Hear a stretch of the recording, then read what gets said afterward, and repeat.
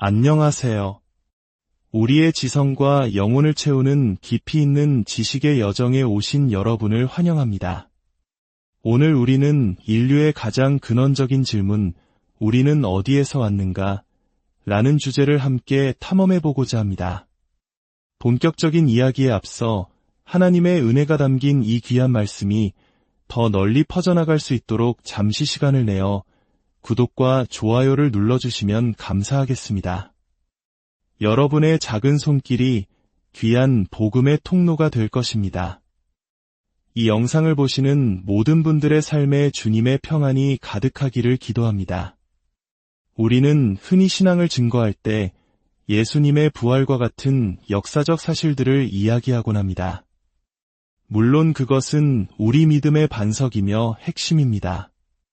하지만 오늘날 많은 사람들은 과학적 발견에 더 큰 흥미를 보이며 그들의 언어로 대화하기를 원합니다. 놀랍게도 최첨단 과학의 발견들은 오히려 하나님의 살아계심과 그분의 위대한 설계를 더욱 선명하게 드러내고 있습니다. 오늘은 그 중에서도 가장 뜨거운 논쟁의 중심에 있는 인류의 기원에 대해 이야기 나누고자 합니다. 앞으로 우리는 생명의 기원, 우주를 채우고 있는 암흑 에너지의 비밀, 그리고 창세기를 어떻게 이해해야 하는지에 대해서도 깊이 있게 다룰 예정입니다. 많은 기독교인들이 창조에 관한 모든 해답이 창세기 한 장에만 담겨 있다고 생각하는 경향이 있습니다. 하지만 성경 전체는 하나님의 창조 사역을 증언하는 거대한 책입니다. 예를 들어 욥기 38장과 39장, 시편 104편, 그리고 잠언 8장을 깊이 묵상해보면 창세기보다 훨씬 더 구체적이고 과학적인 통찰을 주는 창조의 묘사들을 발견할 수 있습니다. 성경 전체를 아우르는 통합적인 시각으로 하나님의 창조 세계를 바라보는 것이 중요합니다. 자, 이제 본론으로 돌아와 인류의 기원이라는 주제를 마주해 봅시다. 이 주제는 창조와 진화 논쟁에서 가장 감정적이고 민감한 부분이기도 합니다. 아마 여러분 모두 이 그림을 본 적이 있으실 겁니다. 구부정한 유인원에서 시작해 점차 허리를 펴고 진화하여 마침내 현대 인류가 되는 일직선상의 진화 계통도 말입니다. 진화론자들은 수백만 년에 걸쳐 원시 영장류가 점진적으로 발전하여 오늘날의 인간이 되었다고 주장합니다. 하지만 최근 수십 년간의 폭발적인 화석 발견과 DNA 분석 기술의 발전은 이 오래된 그림에 거대한 의문을 던지고 있습니다. 과거에는 인류의 조상이라고 불리는 호미니드 화석을 모두 모아도 작은 옷장 하나를 채우기 어려웠습니다. 하지만 지금은 호텔방 하나를 가득 채울 만큼 많은 데이터가 쌓였습니다. 특히 고대 인류와 다른 직립보행 영장류들의 DNA를 추출하고 분석하는 것이 가능해지면서 우리는 과거에는 상상도 할 수 없었던 인류 기원의 비밀에 한 걸음 더 다가서게 되었습니다. 그리고 이 모든 새로운 발견들이 가리키는 결론은 충격적이었습니다. 인류의 기원은 하나의 줄기에서 뻗어나온 나무가 아니라 여러 갈래가 동시에 무성하게 자라나는 덤불과 같다는 것입니다. 진화론의 관점에서는 이것이 큰 혼란을 야기합니다.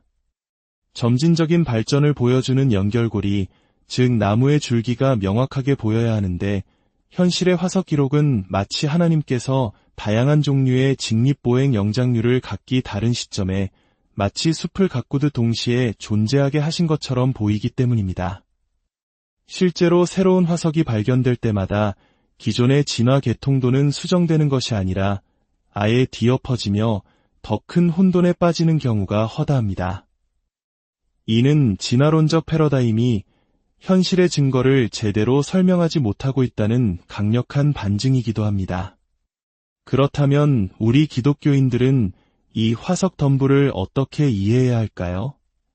여기서 우리는 아주 중요한 신학적 질문에 도달합니다. 하나님께서는 왜 아담과 이브를 창조하시기 전에 네안데르탈인과 같은 수많은 다른 직립보행 영장류들을 먼저 창조하셨을까?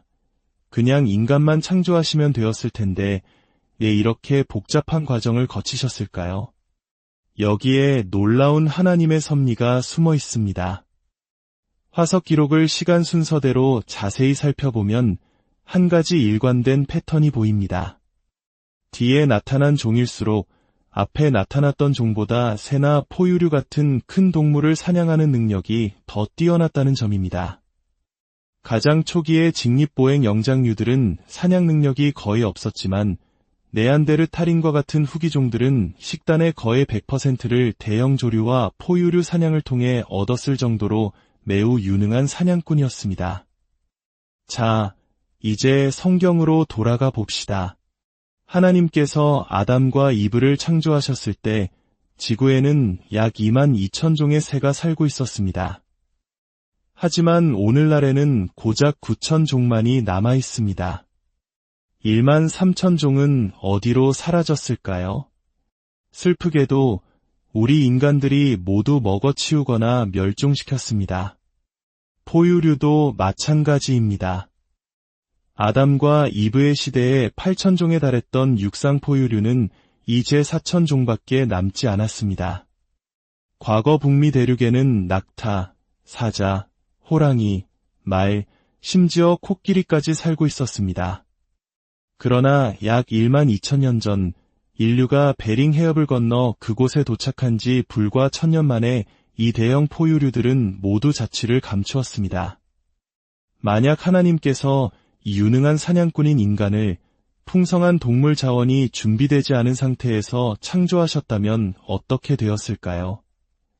아마 지구의 생태계는 순식간에 파괴되었을 것입니다. 하나님께서는 인류가 등장하기 전 수백만 년에 걸쳐 다양한 피조물들을 통해 생태계의 포식자-피식자 관계를 안정시키고 인류가 관리해야 할 풍성한 자원을 미리 준비하신 것입니다. 그것이 바로 네안데르탈인을 비롯한 수많은 직립보행 영장류들이 존재했던 목적일 수 있습니다.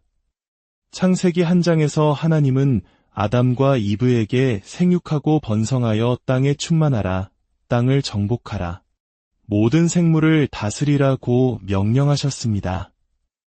이것은 모든 생명체의 유익을 위해 이 지구를 관리하라는 청지기의 사명이었습니다. 이 사명을 감당하기 위해 인류는 온 땅에 퍼져나가야 했습니다. 아직도 우리는 지구상 생명체의 25%밖에 발견하지 못했다는 사실을 생각해보면 위대한 사명은 이제 막 시작되었을 뿐입니다. 특히 창세기 한 장 마지막 부분에서 하나님은 푸른 풀을 강조하십니다. 많은 사람들이 이를 근거로 모든 생명이 채식만 했다고 오해하지만 이는 더 깊은 의미를 담고 있습니다. 푸른 식물은 모든 생태계 먹이사슬의 기초입니다. 하나님께서는 아담과 이브에게 너희가 이 땅을 잘 관리하려면 무엇보다 먼저 먹이사슬의 근간이 되는 식물들을 잘 돌보아야 한다. 는 가장 중요한 원칙을 가르쳐 주신 것입니다. 이처럼 하나님의 계획은 완벽했습니다. 그러나 이 모든 질서와 조화의 균열이 생기기 시작했습니다. 바로 창세기 3장에 기록된 인간의 불순종, 즉 죄의 시작이었습니다. 아담과 이브가 하나님과의 관계에서 멀어지면서 그들이 받았던 위대한 청지기의 사명 또한 왜곡되기 시작한 것입니다.